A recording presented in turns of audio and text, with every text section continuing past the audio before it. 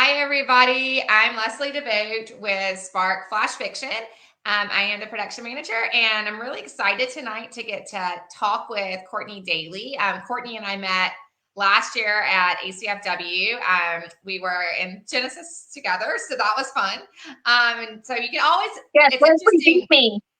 Yeah. Well, what I was going to say is it's always fun in Christian fiction. You get to have friends with your competition or whatever. So you actually make new friends. I have some good friends now that we got to be really close during first impressions years ago when we were all finalists. So anyways, here is Courtney. I'm gonna let her tell y'all what she writes and her a little bit about herself, and then we'll talk some more about this upcoming issue.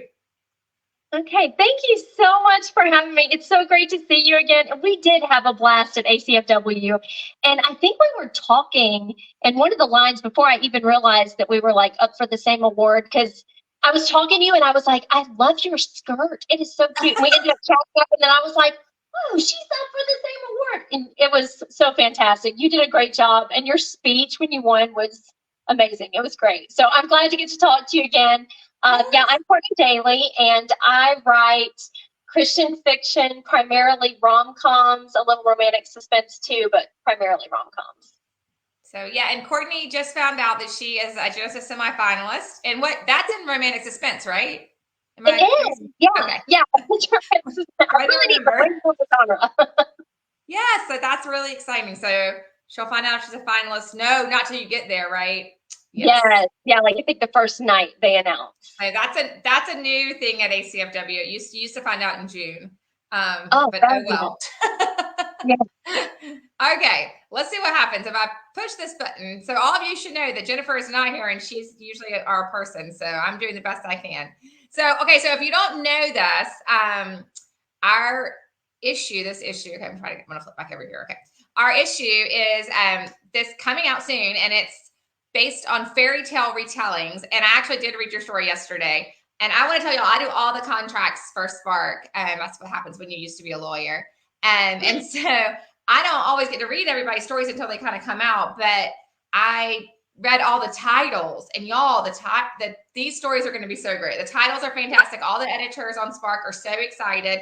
Courtney's story is fantastic. I really, really liked it. So anyways, so I'm not going to give any clues away, but what fairy tale did you base your story off of and why?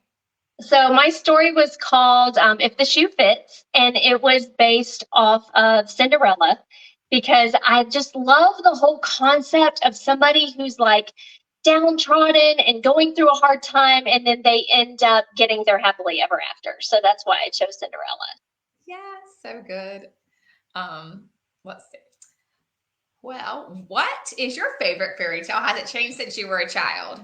It is Cinderella, and it has been Cinderella since I was a kid. So I think I actually saw Cinderella in the theaters when it came out. I was 4, which I just totally aged myself. But I fell in love with Cinderella right away. Also fell in love with Twizzlers that night. It was just, I just thought it was so great. I was in love with it. I continue to love Cinderella because, like, even now, today, I look at her and I'm like, she was living in a rodent-infested house, okay? And she had been made to be a servant in her home, in a home where everybody hated her guts. And she was still singing. Yes. In this world we live in right now, everybody's a victim. And Cinderella was so not a victim. Like, she rose above her circumstances and she dared to dream. And that's why I love her. Yes, I love that. So, okay, so did you see, was it the cartoon one that you saw? Yes, the cartoon one. Okay. Yeah. No, because it just made, as soon as you said that, so I just finished writing a manuscript. And there's a line, I don't even remember what it's about, but it popped in my head that I was like, oh, and I looked like Cinderella before the fairy godmother. And I don't mean the pretty one that's in the Disney movie. I mean the one like Drew Barrymore and Ever After. Yeah. She looks rough. Ever After is like my favorite. It's such a good, I love Ever After too. It's a great movie. Yeah. Oops. Okay. I'm pushing the wrong buttons. Okay. Let's see. Wait, let's flip. Here we go. Ooh, I'm so proud of myself because I'm doing this correctly.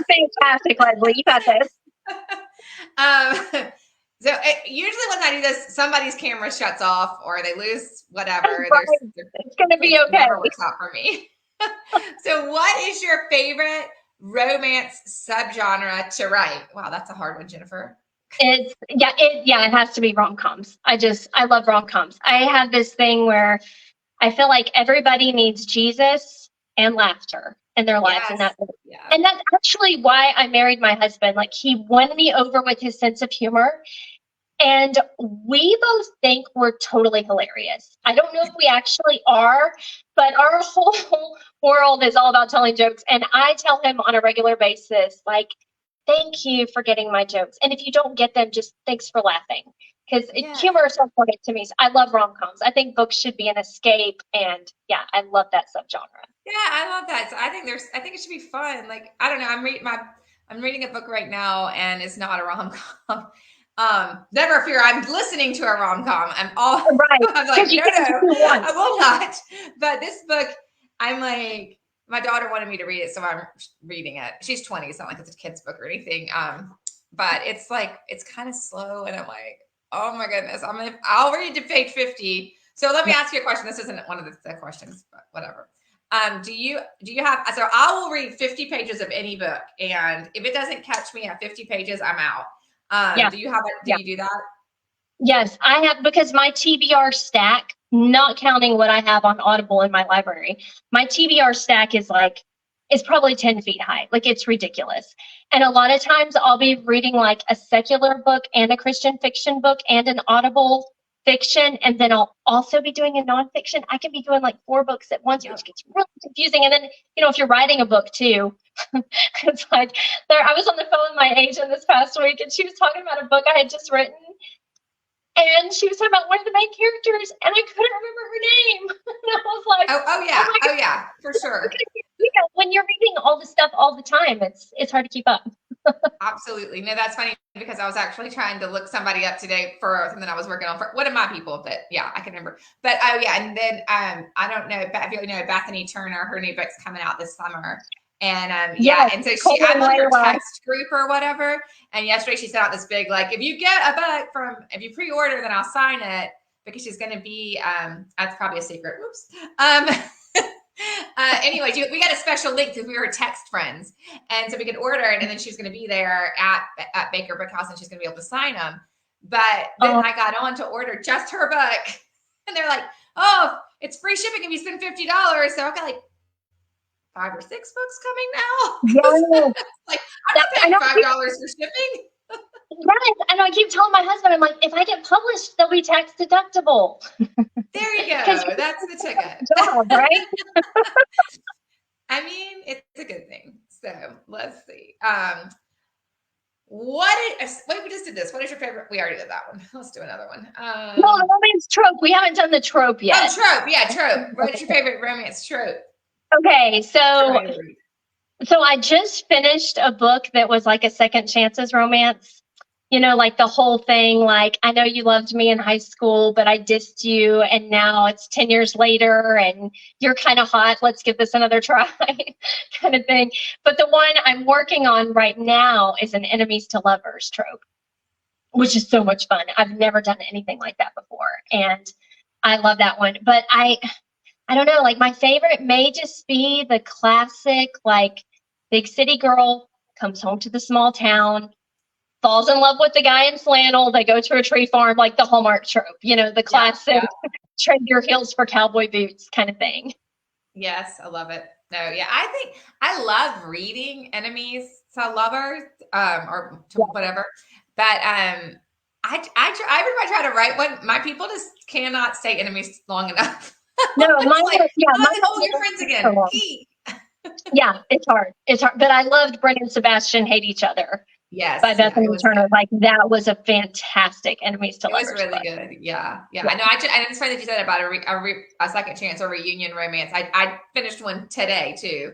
So, and I think I like to write reunion romances more than anything. I find myself doing it on accident. Like, I'm like, oh, whoops, we just had another reunion romance. I did again. Whoops, there's another one. So, so I do love that trope. And I like Friends to more too. Yes. Those are That's fun. fun. Let's see. Have you read a fairy tale retelling that you especially enjoyed and would recommend? Okay, so I had to look this one up because it's the only one that I know of that I've read, but I actually loved it. And it's a children's book, but it's the true story of the Three Little Pigs. And I wrote Oh, down the author's name, and I'm probably going to butcher it. It's John Skiska, but it's from the wolf's perspective, and he's like defending his character and saying, "I'm not such a big bad wolf. Like I actually had a cold, I sneezed, blew away the house, whatever." But that was a really cute one, and if you have kids, like it's adorable. It's a fun book. yes. I think I've read that years ago, but I think I always tell people when they ask about writing flash fiction, actually, I'm like, write a story from a different perspective of some characters that you already have. Or I'll say, like, we did a music issue, like a song issue, and I'll say, just write the story from the song, but write it from the other POV. So instead of writing it like if it was a man singing about this whole story, then write it from the heroine's side. And I think it's a fun way to, I don't know, deal with the character, get some more different characters in story. So yeah, I love that. That's fun. Yeah. I know. I was when I was reading that, I was like, have I read a fairy tale retelling? I've read a lot of those, like the Jane Austen kind of retellings. I've read those. There's a lot of people write those, and you don't even always know it either. There's a new movie out on Netflix. I don't know if you know this. I did not know this. I can't remember what it's called. And it's definitely not. It's not Christian fiction. There are body parts in it. Anyways, mostly just fannies. But I'm just saying, don't whatever people like. Don't get mad at me. It's on Netflix. But it's actually based on a Shakespeare play. It's based on Much Ado About Nothing. And the funny thing is, when I saw the movie, I watched it with my husband and my boys. My boys are 16 and 17. And we were like, it's okay. It's kind of funny. It's kind of stupid, though. Like, it's really, some parts are really stupid. At the end, they all sing the song together, which we thought that part was fantastic. We all sang too. But my daughter tells me, like, 2 weeks later, she said, "Oh, we all watched it at spring break. And Mom, it's based on a Shakespeare." This is when she tells me the whole Shakespeare part. And so she's like, "That's it. Makes sense then." While they're like hiding in the bushes and overhearing things. And I was like, "Oh, okay." She's like, "If you'd watched it with me, you would have liked it." I was like, okay. Yeah, you had known the backstory. Yes. Yeah. So it's an interesting thing to see people doing that. People do this with Shakespeare, I think, a lot too. Yes, they do. Yeah. So, okay. Let's see here. Dun, dun, dun. So we were talking about Bethany Turner. Who else do you enjoy reading? I love Bethany Turner. Well, I'm in my rom-com phase big time right now. So Bethany Turner, I'm reading a lot of Melissa Ferguson. I got to meet her at a book signing last month, and she is the sweetest, just so fantastic. So I'm reading some of her stuff right now. I just finished Becca Kinzer's Dear Henry, Love Edith book, which was so cute. And then Courtney Walsh, I just discovered Courtney Walsh. Well, I'm reading she's got like serious and then rom-com. Yes, I'm reading one of her rom-coms, and I cannot remember the name of it because I'm reading like 4 books right now. But I really, really love her. It's the one with the guy who rescues the girl in the fire, but I cannot think of the name of it. Yeah. It is really, really good too. I'm trying to think. I'm thinking there's another book where a girl gets rescued in a fire, and it's not Courtney Walsh, and I read it like years ago. So that's funny. Now I'm gonna have to go figure out which one which one of those it is. Yes. That's interesting. Alrighty. Yeah, I love all those writers. I just love that whole genre. I feel like it's really picking up steam in the Christian market. I feel like it's been big in the secular market for a long time, but it's just now really getting big in the Christian market. Yeah, and I think with a lot of the mainstream authors that are writing rom-com, it seems like to me, let me make this go away. Oh, Lord, that's all. Okay. I was going to try to make the banners go away, but I don't think I can make it go away. Okay. Yay. Oh, so there are a lot of those stories are, still closed door and sweet romance, and there's not, I wouldn't say they're offensive to the Christian sensibility necessarily. So it makes it fun that you can get a whole bunch of different genres in there. So, so on that note, though, I write in first person, past tense, like Bethany does. But what are you writing your stories? And a lot of those stories are first person present.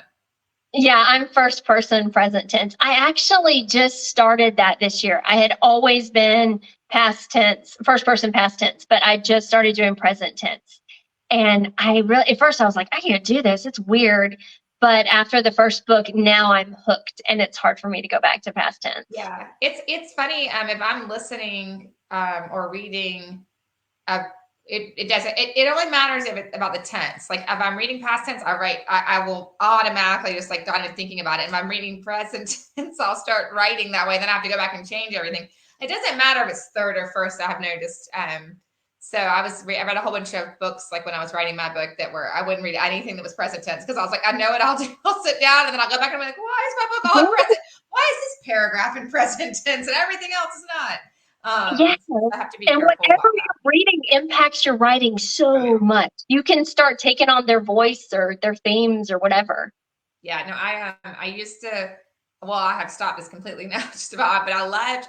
There was an author, not Christian fiction people, but relatively clean, named Katie Ford with 2 Fs, and she is an English author. She's from England, and but if I read her books, I would write like with a British accent. I would have things that were like no American, certainly no Southern American would ever say. And I was like, oh my gosh, what is this? Why is this worded like this? This is so stupid.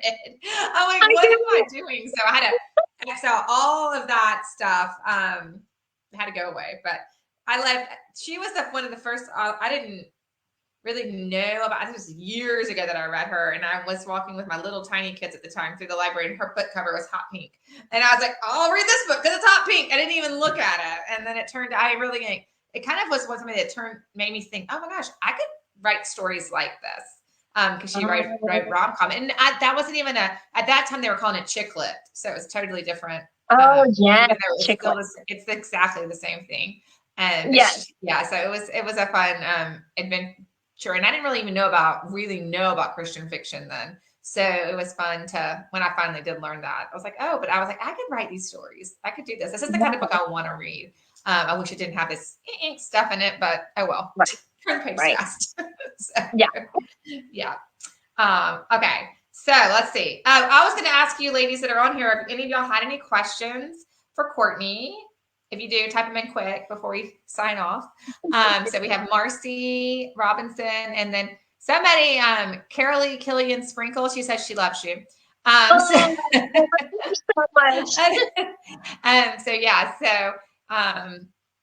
So this was this your first flash fiction story, or have you written one before? Yes, I'd never submitted to flash fiction before.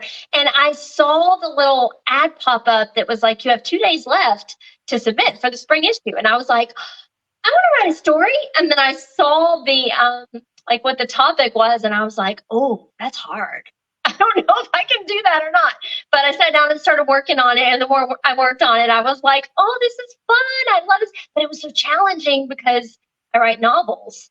Right. So I kept having, because it's supposed to be less than 1,000 words, I kept like cutting down. It was getting too long. So it was a great challenge, but I really enjoyed it. It was a lot of fun. So how many words was it when you finished it the first time? Like 997. Oh, you did good. Yeah. No, it's always when I tell people it's so hard. Like I don't worry about it. I write like 1,500 words and then I'll like cut it back down. I'm like, I don't care. It's easier to write it long and come back than try to figure it. Let's see. Well, Marcy's reminding us, and I guess I couldn't remember when the issue was coming out. It's coming out Friday, apparently. Marcy said, excited to read your story on Friday.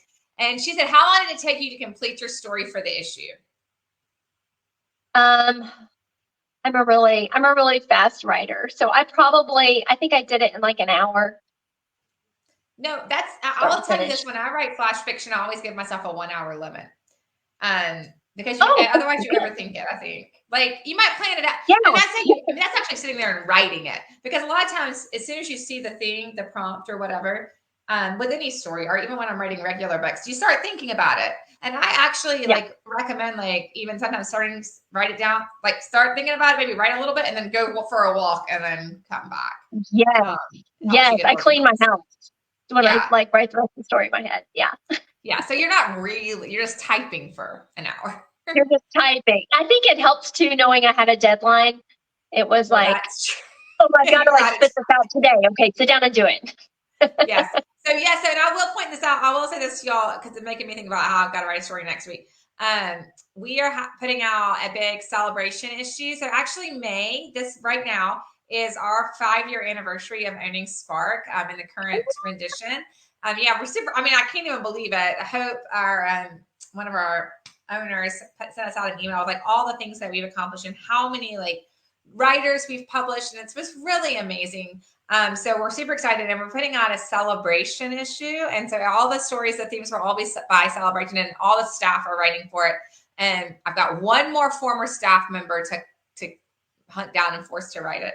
But the other ones I've gotten all the other former staff and all the current staff are going to write a story for it. So it's going to be so fun. Actually, I read one yesterday and I'll just tell y'all, it's not a celebration that you will have ever thought about, that you would consider to write a story about.